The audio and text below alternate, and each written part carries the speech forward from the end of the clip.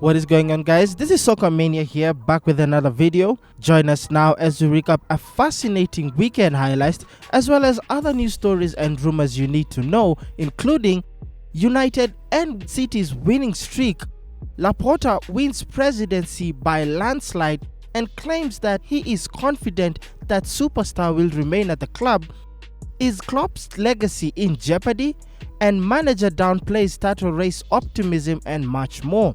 Be sure to subscribe and hit the notification bell for more videos. Now, it was a derby weekend full of comebacks, sharing of points and streaks being broken. And let's start off in the English Premier League as Manchester United ended their bitter City rivals' 21-game winning streak, beating Manchester City 2-0 thanks to a spot kick by Bruno Fernandes and Luke Shaw. Elsewhere, Liverpool's woes got worse as they registered a consecutive sixth home loss, this time at the hands of relegation side Fulham, going down 1-0. Also, Arsenal were grounded to a 1-1 draw at Burnley, and Leicester bounced back to winning ways, beating Brighton 2-1. Also, Tottenham Hotspurs continued their winning form, thrashing Crystal Palace 4-1 at home. In the Bundesliga, in the Der Klassiker, champions Bayern Munich came from 2 goals down to beat bitter rivals Borussia Dortmund 4-2, with Robert Lewandowski's hat-trick cancelling out Haaland's 10-minute 2-goal opener. Second place Leipzig beat Freiburg 3-0, and Borussia Mönchengladbach's form gets worse as they had a 1-0 defeat at the hands of Bayer Leverkusen. In the Spanish La Liga, it was the Madrid derby as Real's Karim Benzema's 87-minute goal cancelled out Luis Suarez's opener as the two sides settled for a 1-0 draw.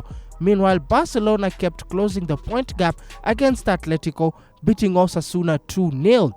In the Serie A, champions Juventus came from a goal down to beat Lazio 3-1 thanks to an Alvaro Morata brace, and second place AC Milan closed the gap on leaders Inter, beating Hellas Verona 2-0.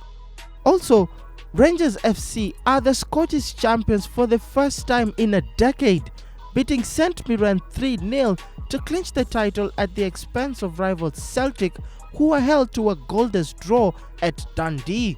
Now, on to the news.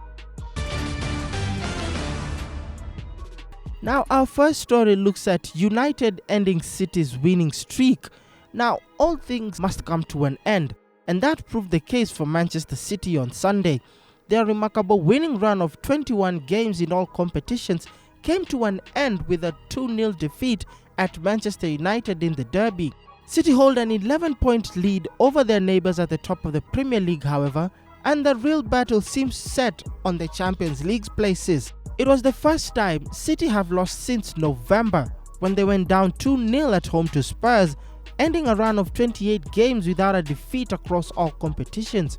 Pep Guardiola's team had won their last 21 in total, including 15 in the league, though Ole Gunnar Solskjaer seems to have the better of his counterpart.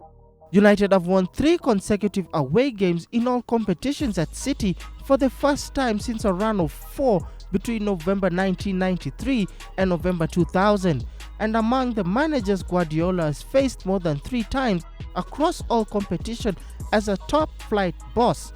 Solskjaer is the only one to have beaten the Spaniard more often than he has lost to him. Next up, Laporta wins presidency by landslide and claims that superstar will remain at the club.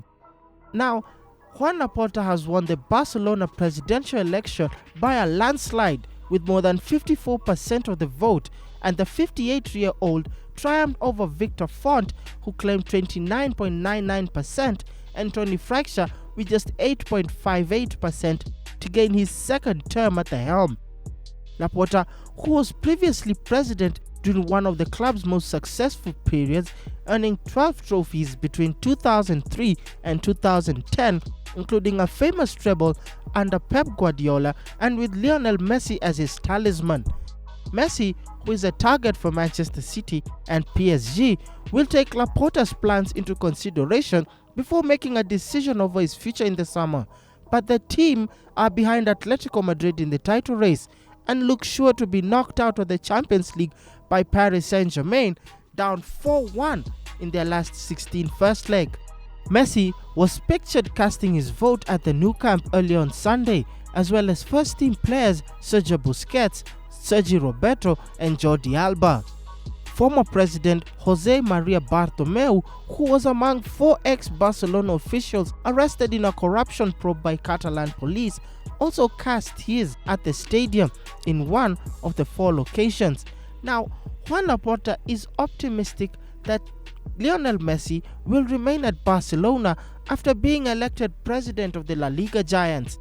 Laporta, who held the post from 2003 to 2010, won the presidential race on Sunday, seeing off competition from Victor Font and Anthony Freixia to return to the position as Jose Maria Bartomeu's successor. Attention will now turn to the 6-time Ballon d'Or winner Messi amid serious doubts over his future at the Camp Nou. Messi has been tipped to leave on a free transfer at the end of the season, with Liga and champions PSG and Premier League leaders Manchester City the reported front-runners for the 33-year-old. After his victory, Laporta delivered a speech and said, and I quote, "Today marks 20 years since a boy named Lionel Messi debuted with Barcelona's under-12-13 team. Seeing the best player in the world come to vote with his son is an example of what we've said. Leo loves Barcelona. That's the reflection of it. The best player in the world loves Barcelona. Hopefully, that will help him stay at Barcelona. That's all we want." Laporta also paid tribute to Barca great Johan Cruyff, adding, "I want to thank all the members for coming out to vote what has been the most important election in the club's history due to the effects of the pandemic and which has changed our lives. I want to thank the members who supported our campaign, thus being a celebration of democracy and of Barcelona. I also want to pay special thanks to Johan Cruyff, who is no longer with us. I am sure he's helped us. Barcelona is a huge family and we will overcome the difficulties together. We will achieve the objectives that we have set out." Barca are 3 points adrift of leaders Atletico Madrid, who have a game in hand.